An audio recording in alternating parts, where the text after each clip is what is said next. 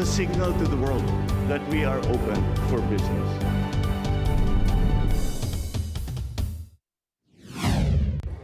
We are now open for business. This is 𝗙𝗍𝗏𝗏𝗏 bringing you yet another episode to guide you in discovering your passion and growing your business as we learn from experts in the field. Sama-sama tayong matuto sa isa na namang makabuluhang usapan tungo sa pagpapaunlad ng inyong negosyo. Ang Open for Business ay mapapanood nyo rin sa Facebook at sa YouTube. Siguraduhin mag-like at mag-subscribe sa aming social media page at Net25TV. Alamin natin, suriin mula sa mga negosyante, thought leaders at mga personalidad sa iba't ibang larangan ang mga strategies, trends at mahalagang karanasan sa pagninegosyo dahil tayo ay open for business. From community champions to global change makers, meet the diverse group of laureates whose dedication lights a path towards a brighter future.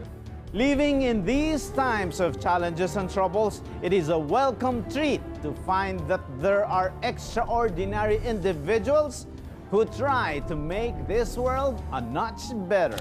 Be moved by their stories and be inspired by their courage. This is not just an award ceremony, it's a celebration of hope.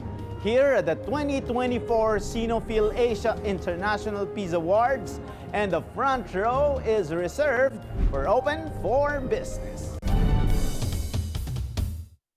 This part.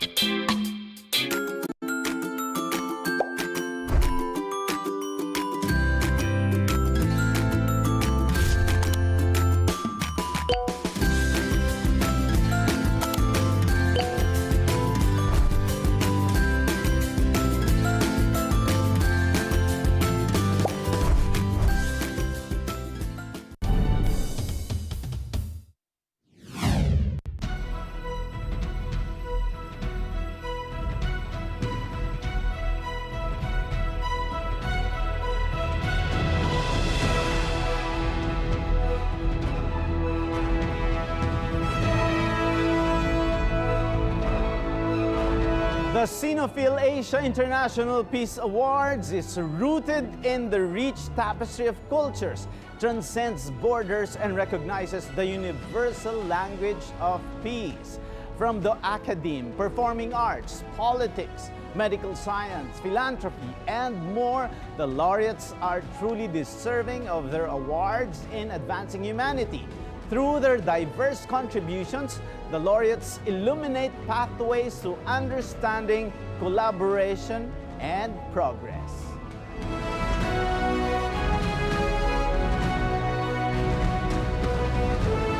Your Royal Highness, Excellencies, distinguished guests, ladies and gentlemen, what a wonderful evening. It is as I stand before you in this amazing, impressive gathering of more than 450 people here, of significant historical importance in the past and today, bringing together so many amazing individuals under one roof, and all the amazing peacemakers, remarkable individuals from all around the world. And today we gather here to celebrate and honor the extraordinary laureates who represent diverse fields such as medicine, science, artistry, public services, health services, sports, philanthropy, and amongst many others. It truly warms my heart to witness such a gathering where these amazing human beings from all walks of life are here to be recognized for their remarkable contributions. Let's give a hand of applause for these amazing men and women. This ceremony has been possible thanks to the support of many, and I'm deeply, deeply grateful to all the amazing supporters here, especially everyone from the SINO-PHIL Asia International Peace Award Foundation, for their amazing support over the past 8 years.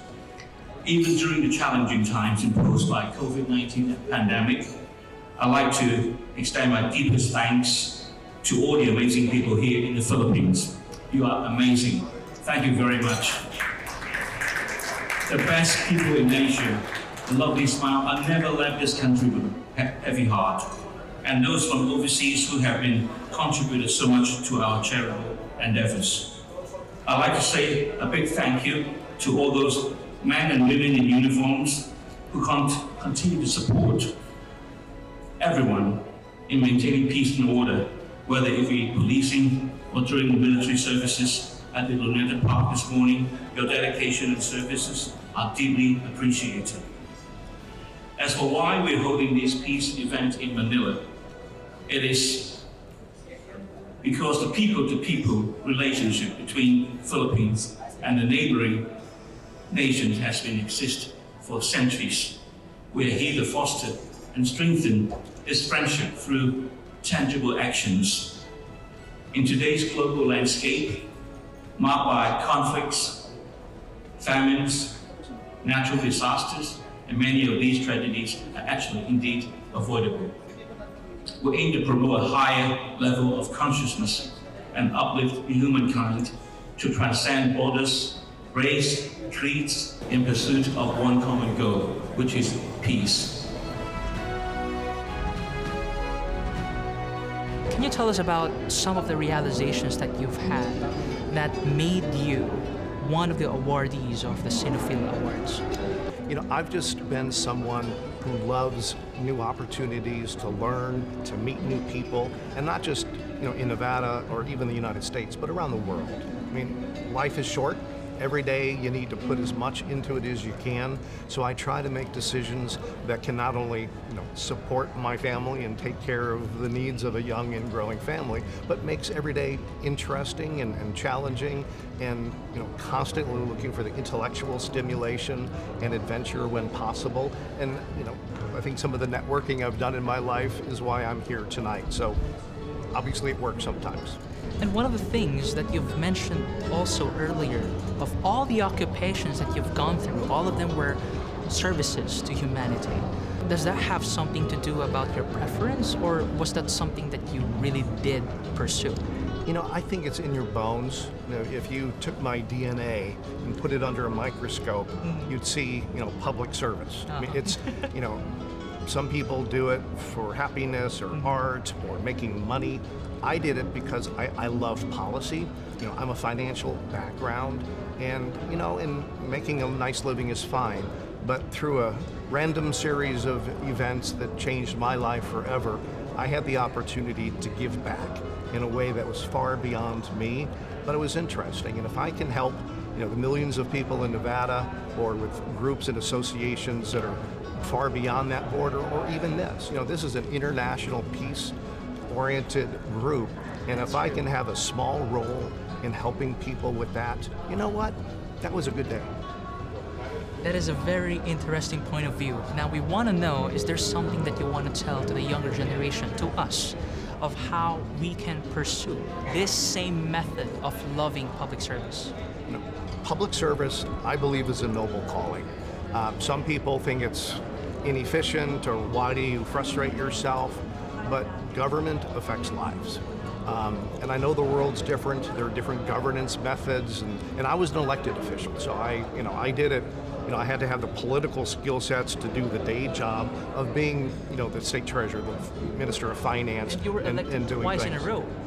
I stood for election 4 different times, twice as state treasurer and twice as lieutenant governor, and we won every time. So I left office, but not because we had a bad night at the election, it's because we walked away. And you know what, I'm proud of that. You know, I stood for office, I hopefully made it better.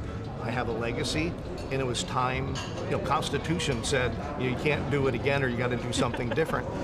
But it was time for me to go and go back to the private sector. I think it's healthy. You know, people who spend their entire lives in government, good on them, and it's a magnificent choice. But at other times, I think it's very healthy for people to enter public service in government life and then go back into the real world. Because I think, at least in my case, that real life experience, being regulated, being taxed, you know, getting licensed to do things, it makes me a better government official when I do that side. I think it's a very difficult time for young people, wherever they're growing up, to grow up. To be a teenager in this world with smartphones and social media and social pressure, and kids are tough. They're not gentle with their friends or different kind of groups. But I think it's important as we think about what people are wearing and what's the most popular music, or what who's dating what boy or girl, or there's something bigger than that. And have a normal life, do those normal things, but I hope that the next generation, if this generation, my generation, doesn't screw it up too badly, but they know that there's a sense of purpose that really is greater than themselves, that they understand that giving back, and if there's an opportunity to work, whether it's a teacher or taking care of small children, there's something that you can do that's bigger than just you. And I find that incredibly inspiring. Not all people do, they'd rather go make money, but making money is not, in my mind, a measure of somebody's brilliance or success. It's lovely and good for them, but there are different measurements in life, and I think sometimes young people, just because of the influences around them, can lose track of what's really important.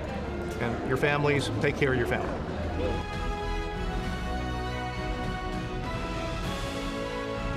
Actually, I'm surprised.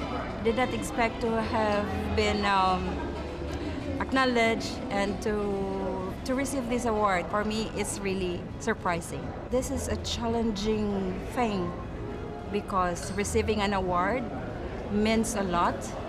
It means to say that you have to improve what must be improved, and you really have to see to it that you continue keeping it up. You continue inspiring people, you continue helping and extending beyond where you are reaching out right now.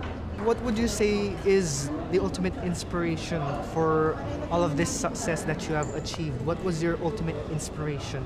Based on my experiences, based on my being poor, it drives me to help others because I know how it feels to have nothing.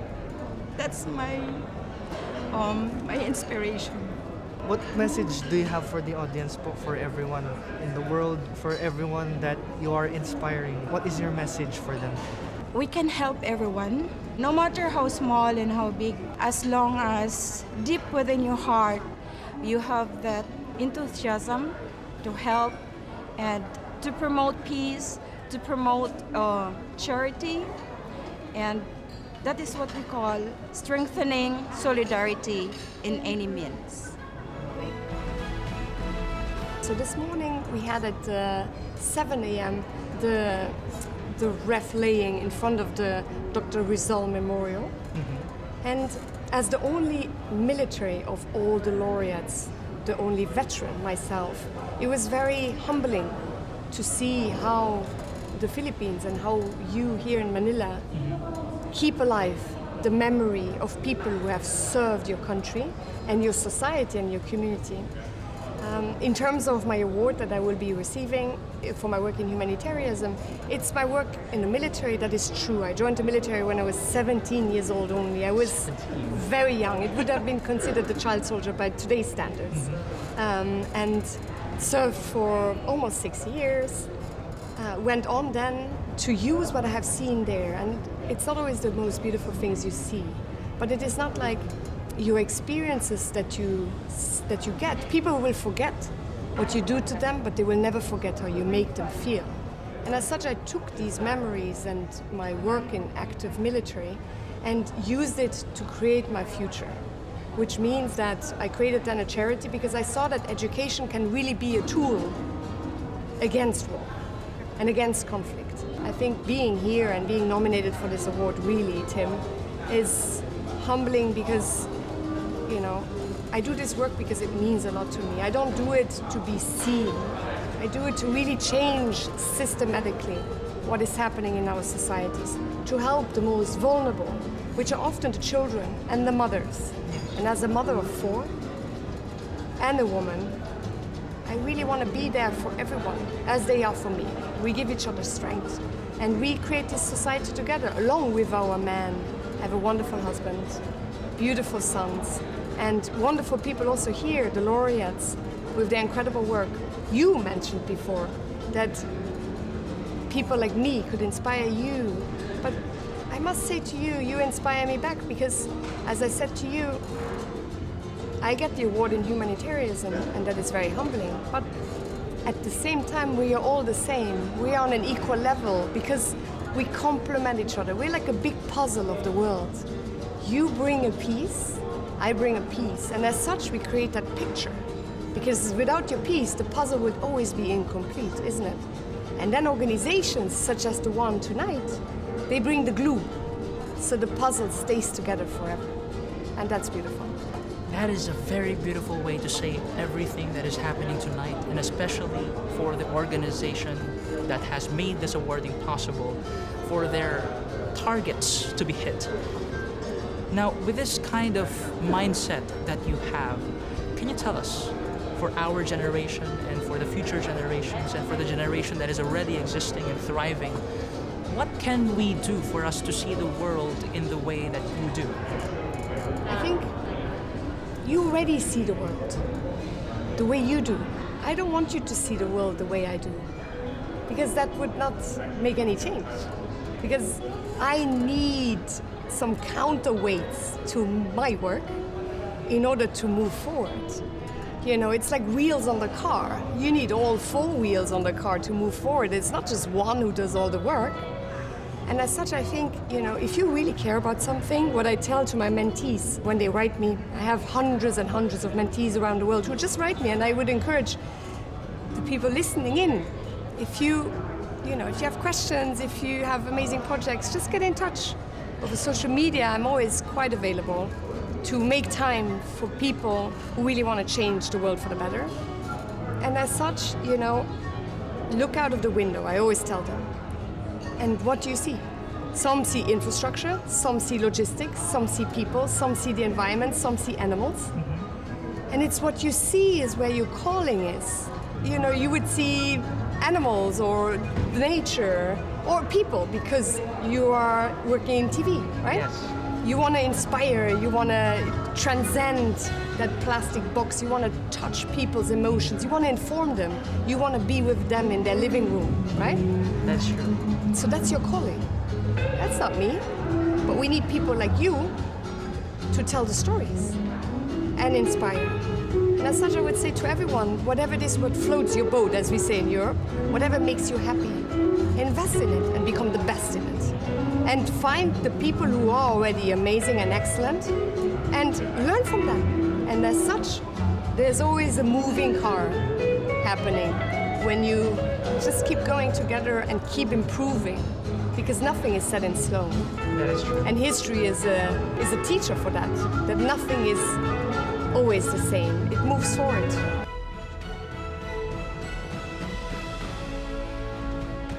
So this is my first time in the Philippines, and I want to say thank you to all the Filipinos here for making us feel so welcome, so hospitable, so generous you are. Thank you so much. It's absolutely wonderful. So I also, of course, want to thank the Foundation, Dr. 𝗵𝗵𝗏, and everyone in the Foundation for the honor of this award and for the amazing work that you're doing for peace and harmony in the world. It's absolutely extraordinary, and we're all very grateful. Now, I'm a scientist, and so I think that science has a role to play in peace. There's much that we can learn from each other. As scientists, we are committed to being rigorously honest about what we do and to admitting that we're wrong, as we often are. One of the things I'm most proud of and passionate about in my work is a commitment to education of young women in physics who are underrepresented. And I'm very proud that in our university in Sydney, we've made great efforts to increase the number of staff who are women and the number of students who are women. And I actually think if there were more women in charge of this world, we might not have such a big job in trying to get so much peace. So I've had the great pleasure of meeting some amazing people this week who are doing absolutely extraordinary work, sitting all around this room. And I will leave here full of optimism and hope, because I really do think that our future is in great hands. So thank you all once again so very, very much. Thank you. Well, it's an incredible honour. I think to have your work recognised is wonderful. Everyone would love that. But for me, I feel very humble because I've met in these award ceremonies, I've met so many fascinating people who've contributed so much more directly than I have through medicine or through philanthropy. So I feel very humble and very honoured to be part of it. And you mentioned something very interesting earlier, that you are one of the people who wanted to advocate women to get into science. Now, do you think this has something to do about you getting an award? I think so, because it's something I'm very proud of. We work very hard in my School of Physics at University of Sydney to increase the number of women students, but also women in the staff. So, for example, we are allowed in Australia to have targeted positions where we advertise a small number of our roles for women only, and that encourages women to join. It improves our gender balance, and it also encourages, by example, more young women to get into physics. Now, the most interesting part about what you mentioned as well is you are both an astronomer and a physicist. Yes. Now, as an astronomer and a physicist, other people can also go into this line of occupation. What can they do for them to be able to promote harmony and peace, basically? It's a very good question.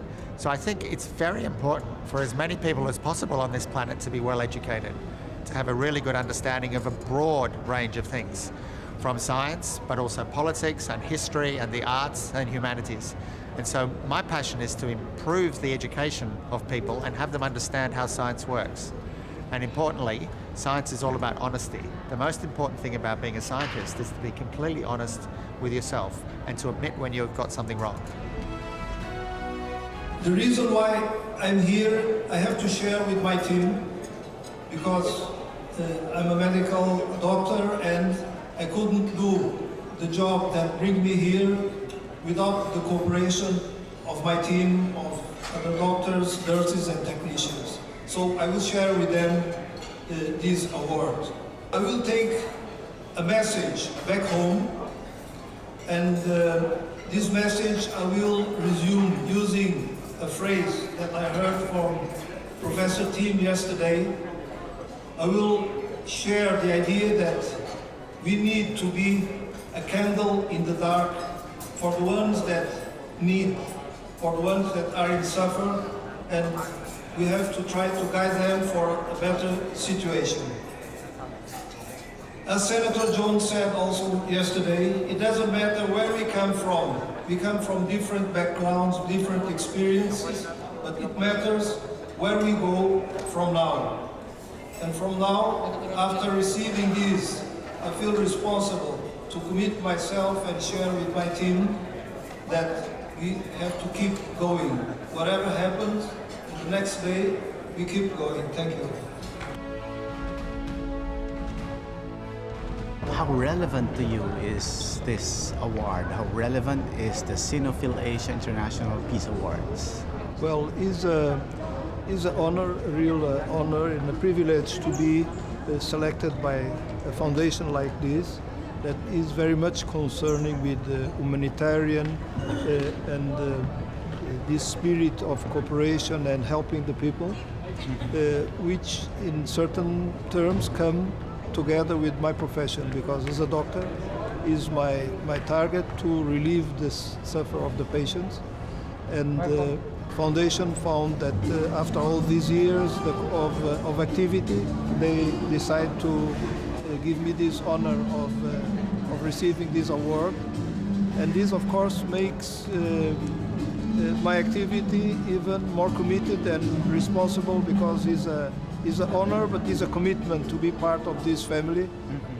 So it's a stimulus to go on, trying to do my best to help the others. For my last question, Dr. 𝗵𝗴𝗏, in the field of your expertise, there's a lot of changes because of the pandemic. A lot of things happened, a lot of innovations. How do you see, these awards, the developments in healthcare, especially in your expertise? What do you think would these activities, what are the innovations that you think could impact more, especially post-pandemic? Well, the pandemic, in a matter of fact, was a very difficult situation, even for us in Macau. And fortunately, the worst is gone. And now we are all recovering, getting back the pace to our normal activity. But I must say that this award, I look at it as a reward, not only for me, but for my team, because I work in an association in the hospital, and it is a teamwork. So without them, I wouldn't be here today. In a matter of fact, there is a big Filipino community in Macau. A reasonable number of them are my patients, and I'm very pleased to be useful for the Filipino people in Macau. And it was a pleasure for me to come to Manila to receive this award from this foundation. It's very rewarding. Thank you, Dr. 𝗵𝗏𝗏. Open for Business will be back. Stay with us. Thank you, sir. Thank you.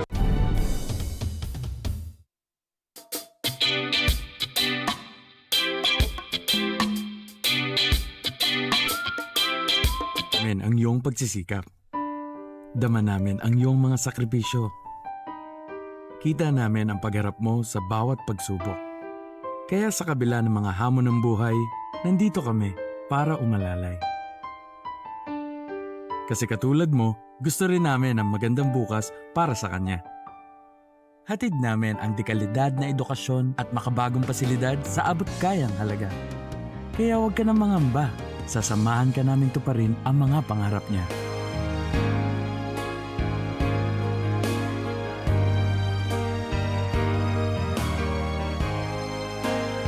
Maaasahan mong sulit dito ang mga pinagsikapan mo. Sa aming mga makabagong pasilidad at sistema ng edukasyon. Mailalabas natin ang aking talino at mga kakayahan niya. Kahit sa munting halaga, makakasiguro ka na makakasabay siya sa mabilis na pag-ikot ng mundo. Sa New Era, karamay mo kami sa bawat hamon. Kaagapay mo kami sa bawat hakbang. Kasama mo kami sa bawat ngiti at tagumpay.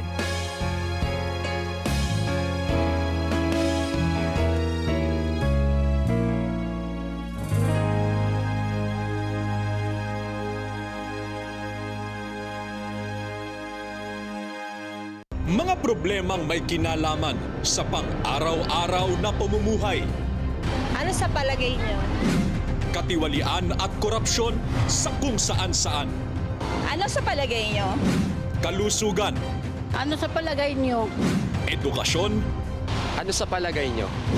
Hanap buhay. Ano sa palagay niyo? Ang daming issue.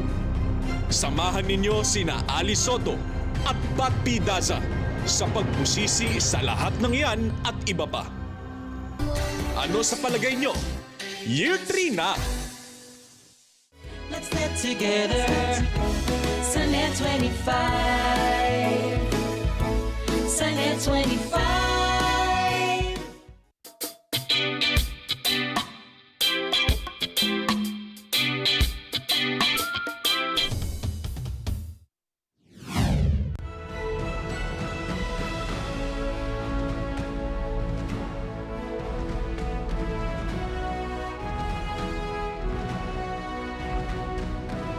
I am a producer, a performer, promoter, in the theatre industry. I've worked in many areas in entertainment over the years. I sung in London many years ago, and I played the role of the Phantom of the Opera in Phantom of the Opera at Her Majesty's Theatre in London, and that's one of the highlights of my career. I love singing, I love performing, I love meeting new people, and it's great to be here in Manila at this prestigious event. Thank you very much for having me. First of all, Sir Tom, congratulations for getting an award here in the SINO-PHIL. Can you tell me, what do you think of the award that you've received today? I think the award's incredible, and just being here for the last few days, understanding really what it means is, I think life's all about network, I think, and just coming together and getting as many people as we can together to be able to work together to do great things in the world, you know. And I've started doing a lot of charity work myself, actually. I run 2 choirs for breast cancer sufferers, so it's been such an amazing thing to give back after performing for so many years and working for so many years, and to be able to now share those gifts with people has been really an incredible thing. So this platform here and this foundation is incredible, and being able to get like-minded people together to be able to give and share with the rest of the world and people that are less fortunate is really quite special. So it means a lot to me to be here tonight. I'm very honoured. You mentioned something about along the lines of being able to connect with people. Do you think that the connection with the people is a very important factor of being able to create peace and humanity? Yeah, absolutely. I think if you're communicating and connecting with people, you can really understand people's needs, understand what your needs are and how you can help. I think, yeah, peace is just so important around the world, especially in these times. It's very difficult times at the moment. It's always been difficult times. I think history can prove that, but I think the more we can learn from history and move forward and do better and try to promote peace, and again, by coming together with so many people from all around the world and so many different countries, to be able to forge bonds and be able to communicate and understand what's going on in other countries. When you are talking to other people, then it just helps a lot, I think, yeah. So. And in your line of field, in your line of occupation, you were a performer, a producer, I can't name all of them, there were so many. What do you think was the most important thing, or was the biggest thing that you've given to the people? I think really just the charity work that I've been doing recently. I worked for the Las Vegas Sands Corporation as a creative director for 12 years in Macau, which was incredibly rewarding, but so much hard work, you know, which was great and I loved it. But to be able to really share with people that are suffering and going through something way worse than what I'm dealing with was really eye-opening to me. I had to really rethink about what it is that I'm here to do. You know, I'm here to help.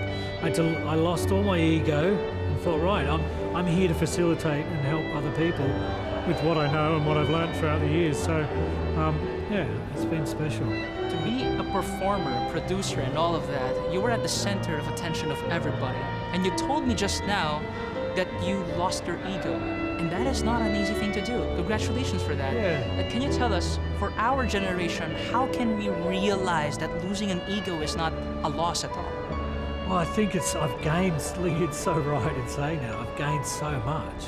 By just understanding that this is not about me. You know, it's about everybody else and how I can use what I've learned over the years. But I think it just comes with experience, with, you know, when you're young, you're a little bit insecure, you're not quite sure where you're going in the world, what you want to achieve. I mean, you're so ambitious when you're young as well, but you know, you haven't got the life skills, I suppose. Some people do and have those gifts from day one, but I had to develop them, you know. So I've just turned 50 last year, so it just sort of all seemed to coincide with me turning 50. I thought, right, okay. And it's just a few life moments where you just go, hold on, there's a lesson to be learned here.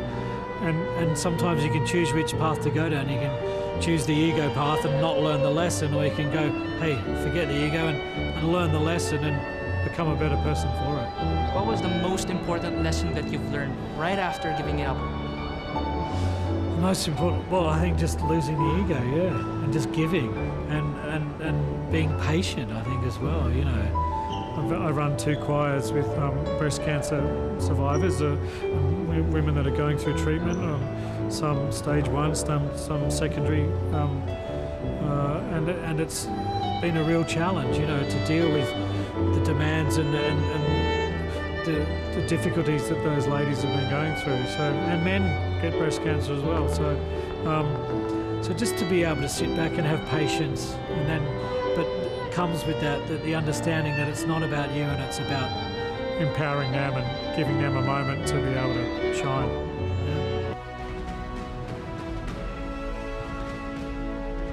It is a very great honor po at nasali po ako dito sa event na to. I'm not expecting this po. Maraming salamat po sa ating Panginoong Diyos po at nakasali po ako dito sa malaking event po na ito. Aminin ko po, na-inspire ako sa ano po nalaman ko 17 kayo. Yes po. And syempre bilang atleta, mahirap po yung pinagdadaanan namin. More practice po, tapos yung ACADS po pinagsasabay pa po namin. Paano niyo po na ipagsasabay yung pag-aaral and yung pagiging atleta po? Training po sa umaga, then after po ng class ko po, maglalaro na po ako. Bago po ako maglaro, mananalangin muna po ako. Passion ko na po ito, and sa future po, pipilitin ko po maging Olympic gold medalist para po sa bansa, sa Iglesia ni Cristo. Karangalan po ng Iglesia ni Cristo.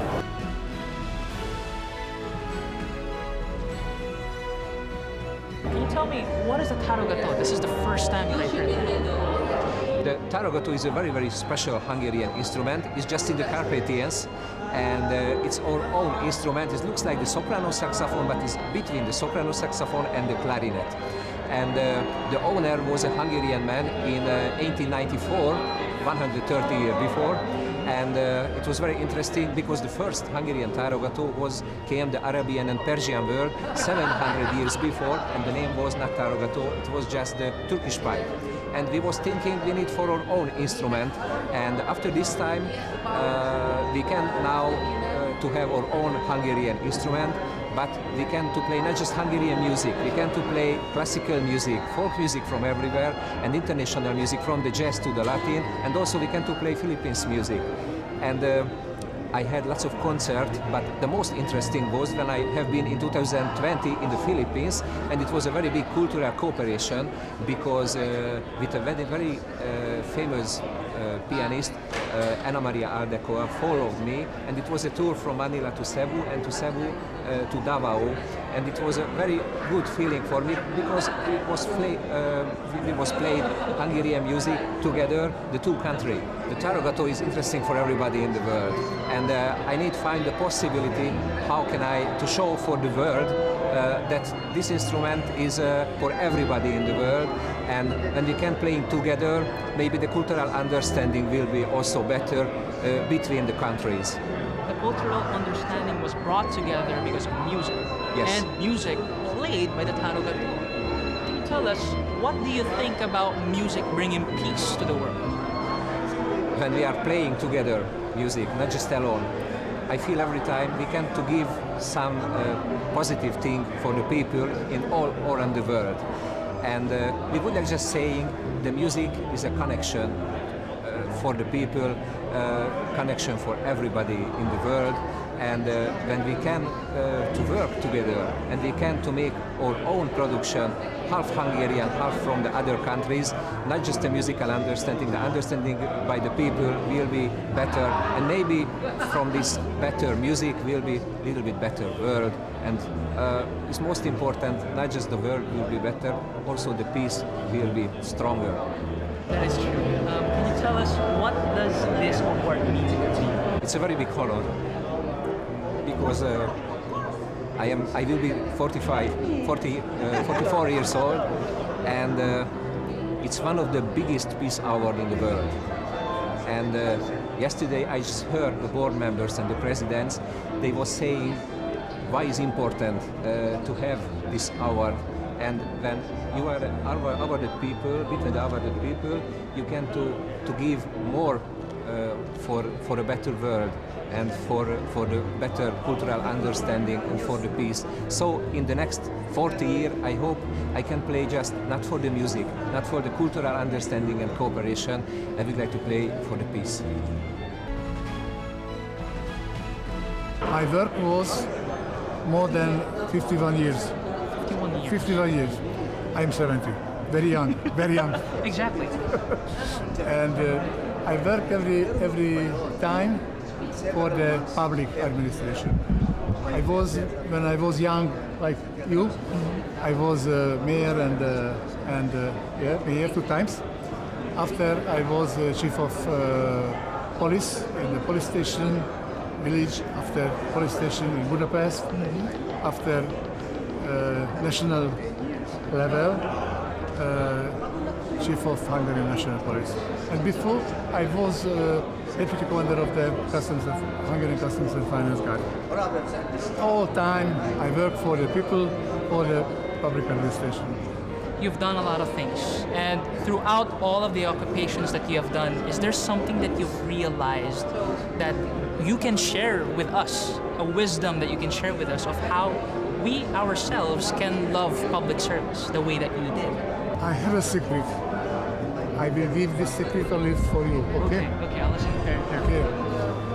I mentioned I worked more than 51 years for the public service, but I didn't have one day, but we didn't have work one day because my work, I enjoyed my work. It was my hobby. So you did not feel like you were working for 51 years because you loved what you were doing. So you're telling us that we should love what we do for the people. I think it is a basic to love all people, colleagues and other people, and to help for the people in my country and for the national, international level. My job was given a lot of chance because I was chief of delegate of the Hungarian delegate in Europe, Europol, Interpol, and other international organizations, the World Customs Organization, and I can meet a lot of other people from the different countries. And I think this school was very useful.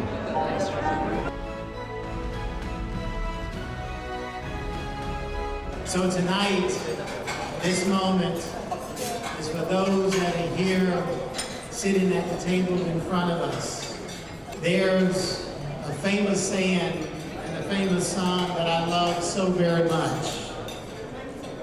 That song was written by 𝗗𝗶𝗴𝗶𝗏 some 60 years ago, and it's titled The Impossible Dream.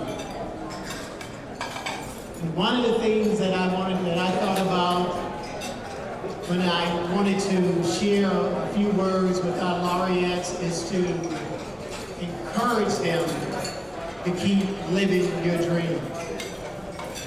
And not only do I want to encourage our laureates to keep living your dream, but I want you to keep dreaming even impossible dreams.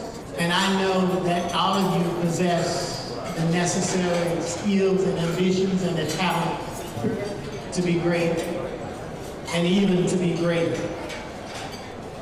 But I also know that when times get tough, there's one thing that I want you to remember. Just as Winston Churchill said, keep going. So any rough spot in your life, any adversity that you may face, it's important that you know that you got to keep going. When you read the stories in the headlines across the globe about wars and famines, you know you gotta wake up the next morning and keep going. When your family may have some challenging moments, you still, like I've done in my life, I still have to wake up and keep going. So my message tonight is quite simple. Laureates, it's your responsibility. It is now your duty that regardless of the challenges that come before you, you still got to wake up and keep going. Thank you. This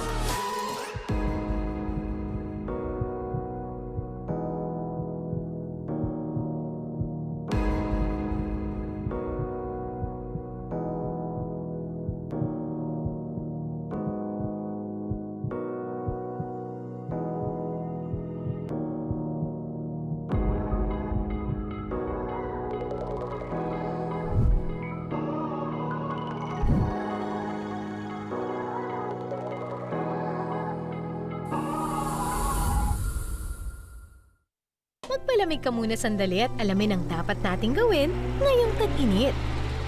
Iwasan ang mahabang pagkababad sa init, lalo na sa tanghali. Magsuot ng mga damit na gawa sa cotton na makakapagbawas ng init sa katawan at ng mga protective gears tulad ng sunglasses at sombrero. Magdala ng payong lalo na sa mainit na panahon. Ugaling uminom palagi ng tubig. Tayo nagpagpalamig muna, kasama ang Net25.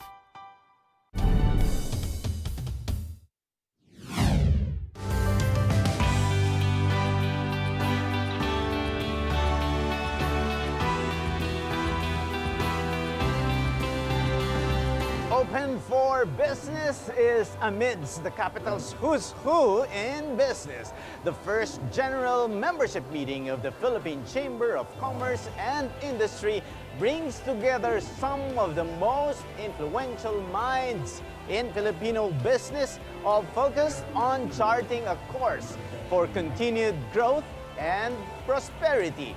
In this important forum, PCCI attempts to look beyond the usual to identify priorities for investments and economic development as the Philippines navigates a dynamic global economic landscape.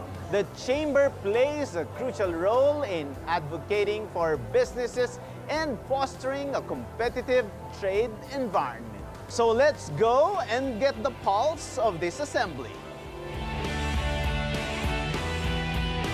One of the purpose of having this general membership meeting is first, getting to know each other, and at the same time, letting the members know what is PCCI all about, what PCCI can do for them, and what they can contribute to PCCI in the betterment of our country. Since PCCI is the voice of business in the Philippines, we want them to be part of it.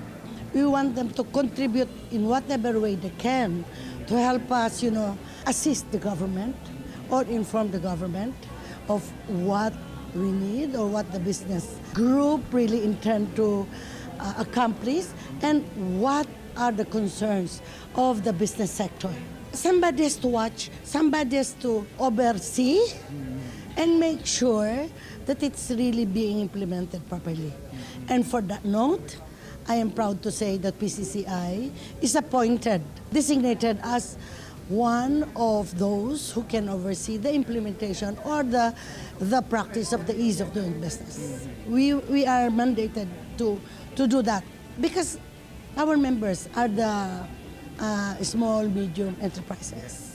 Okay, so they're the ones that are bringing to our attention the observations that they're having and the experience they're having as far as dealing with the local government. I myself have some concern in my deals with the local government. And this covers by the ease of doing business.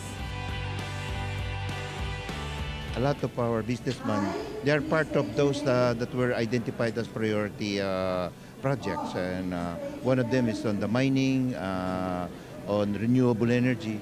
And basically on renewable energy, especially on waste to energy, we are quite very positive in doing business, especially the part that the President have already signed the easing of business here in the Philippines. So our members, the PCCI group and the officers, they've been negotiating together with our government and together with our special assistant for the President, Mr. Frederick Go, in assessing all the business prospect for the Philippines. And it is quite very interesting that 11966, which is the PPP law, which is the backbone of most of our private sectors in investing together with the government, has been easing up, and there are already new rules and regulations that are very positive for investments, especially for not only for Filipinos but also for our foreign counterparts. More and more investment will come in and help our economy. And one important factors or initiatives that was mentioned earlier was the modernization of the airport, Manila International Airport. This will also help improve passenger experience at the airport. So it will encourage more tourists to come to the Philippines. Like Secretary Go mentioned about transforming the Manila International Airport experience into a better one compared to, So all of these initiatives are really good for our country. We know that we have so much to offer in the Philippines. We have several tourist destinations as well as business opportunities. So improving the airport infrastructure and increasing its efficiency will definitely help airline as well. So looking forward to a better Manila International Airport soon. Of course, for us, the private sector, we're looking forward to this growth that he was saying compared to the other areas, the other neighbors are in Asia. And we, as the private sector, we would like to help in whatever growth area we can. With us, the franchise industry, 60% are in food. And I really believe that our agri-system will improve because of the demand for food. So for me, I am looking forward to food, the growth in the agribusiness. Actually, we are working very closely with Secretary Perez, with the IRG, the ICT, because we wanted to make sure na whenever there is something that is brought to our attention, immediately we can relate to the responsible government agencies. And since our concern is more on the local government units, that's under the ILG. So we directly communicate to the ILG and express to them these are the observations that are being brought to our attention. Maybe you can try to, and we even identify which local government are involved. Because we would like to curb the what do you call that? The lagay system. Diba? We are used to speed up our job, to shorten the process. Lagay system. But that should have been addressed by the ease of doing business. And digitalization. That's why we brought in Secretary Oy, because we wanted to make sure that all these government units are already practicing or doing the BOSS system. The BOSS system. Yes, the remember? BOSS. Because if they are already into this, you know, all these things can be addressed. Less na yung human intervention. Yes, Digitalized na, online na. So probably by doing that, we can improve.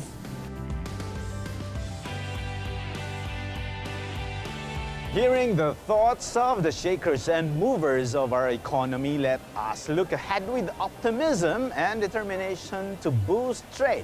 Together, we can build on this momentum and continue to drive positive change in our businesses and our community. This is 𝗍𝗶𝗏𝗏 for Open for Business. We're in the sky. Kaya lumilipad na naman tayo.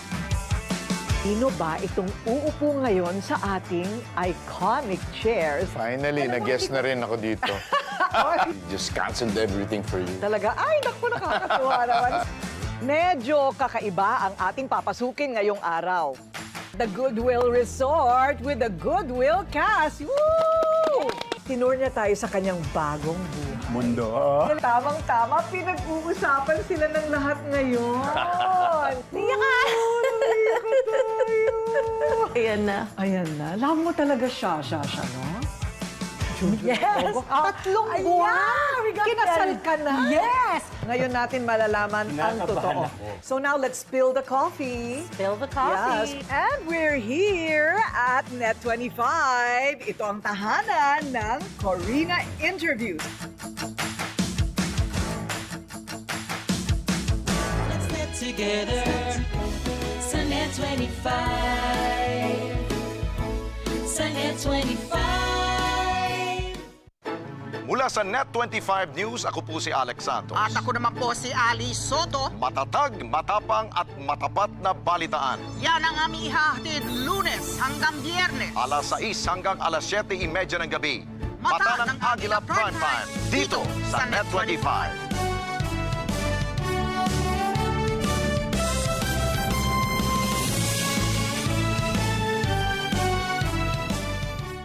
Let's get together sa Net25. Sa Net25.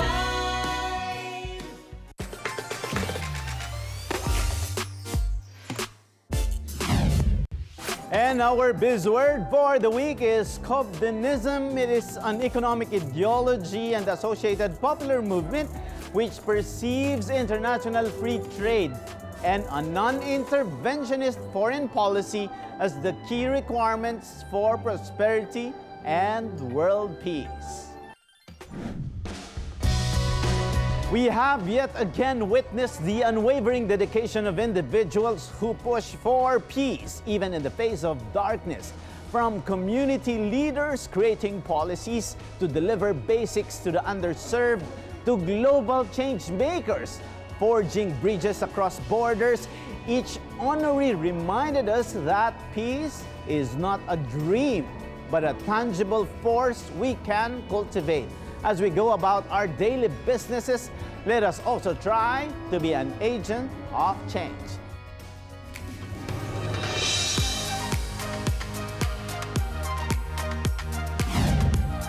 And with that, our quote for the week is from John Lennon.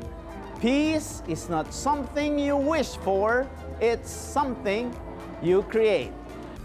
Thank you and congratulations once again to the laureates of the SINO-PHIL Asia International Peace Awards at maraming salamat sa isang oras na pagsama ninyo sa amin upang tunghayan ang isang makabuluhang usapan ukol sa pagninegosyo dito lang sa Open for Business.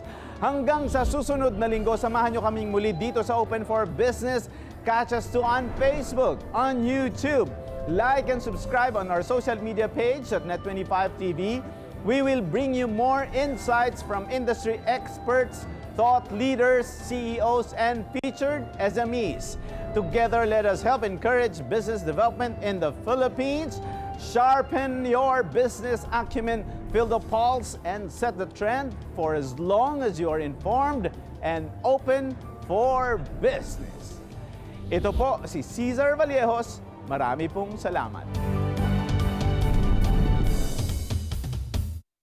Mga ka-Net25, this is 𝗚𝗏𝗏𝗏𝗏𝗏 of Open for Business. For more updates, just click the subscribe button and follow us on Net25 social media pages at Net25 TV and at Net25 Entertainment Facebook pages.